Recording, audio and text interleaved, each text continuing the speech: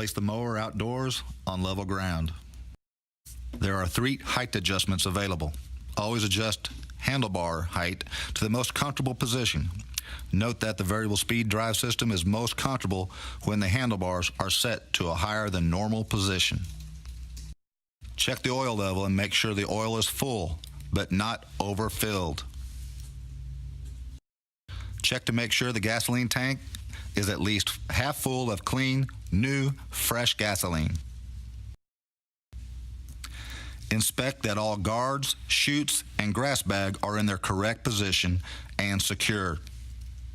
Make sure the fuel valve is in the on position. Turn the on and off button to the on position. Firmly press the red primer bulb 3 times. Do that in cold start only. Do not prime the engine when the mower is warm. Gently pull the pull start cord until you feel resistance. Then pull the cord in one smooth, continuous motion. If the engine does not start on the first pull, pull the cord in one smooth, continuous motion no more than 3 times. Make sure all safety features work. Press and release the blade activation bar and make sure the blade turns on and off.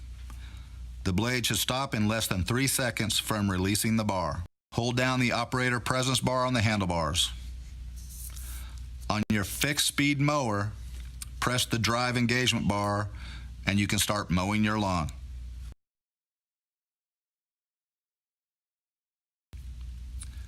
On your variable speed mower, simply push the handle and you can now start cutting your grass. Hold down the operator presence bar on the handlebars.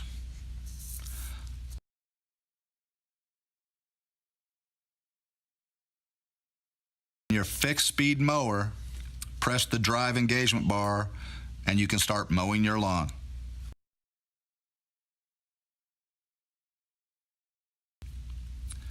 On your variable speed mower, simply push the handle and you can now start cutting your grass.